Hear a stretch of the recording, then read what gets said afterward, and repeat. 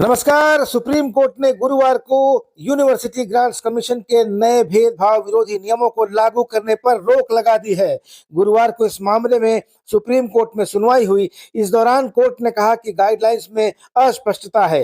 अदालत ने चिंता जताई कि गाइडलाइंस का गलत इस्तेमाल हो सकता है।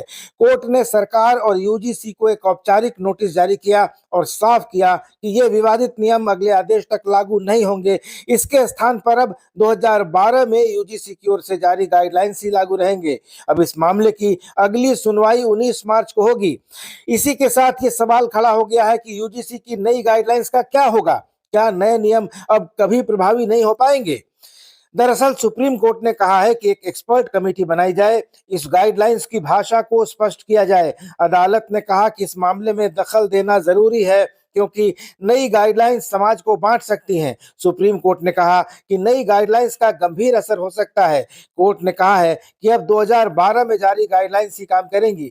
अब ऐसे में सवाल उठ रहा है कि यूजीसी की नई गाइडलाइंस का क्या होगा। दरअसल अब इस गाइडलाइंस की दिशा 19 मार्च को होने वाली सुनवाई पर तय होगी। इस दिन सुप्रीम कोर्ट केंद्र और यूजीसी के साथ मिलकर एक कमेटी का गठन कर सकता है।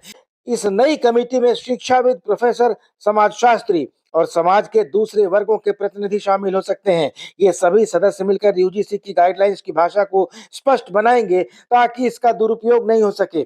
सुप्रीम कोर्ट ने गुरुवार की सुनवाई में कहा कि पीड़ित को बिना किसी उपाय के यानी रेमेडीलेस नहीं छोड़ा जाना चाहिए। मामले की सुनवाई के दौरान चीफ जस्टिस ऑफ इंडिया ने इसी बिंदु पर अपनी टिप्पणी की। उन्होंने कहा, माफ कीजिए लेकिन नियम पहली नजर में अस्पष्ट हैं जिनका गलत इस्तेमाल हो सकता है।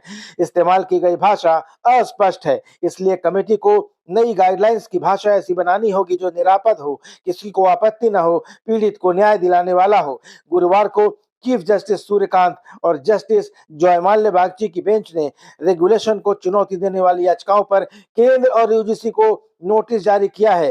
दोस्तों, नए रेगुलेशन जिनमें सभी हायर एजुकेशन संस्थानों को भेदभाव की शिकायतों को देखने के लिए और समानता को बढ़ाने के लिए इक्विटी कमेटियां बनाने का आदेश दिया गया था और ये गाइडलाइंस 13 जनवरी को नोटिफाई किए गए थे। नए रेगुलेशन में सभी हायर एजुकेशन संस्थानों को भेदभाव की शिकायतों को देखने और समानता को बढ़ावा देने के लिए इक्विटी कमेटियां बनाने का आदेश दिया गया था और ये गाइडलाइंस 13 जनवरी को नोटिफाई किए गए थे, जिनका सामान्य वर्गों में भारी विरोध हो रहा था।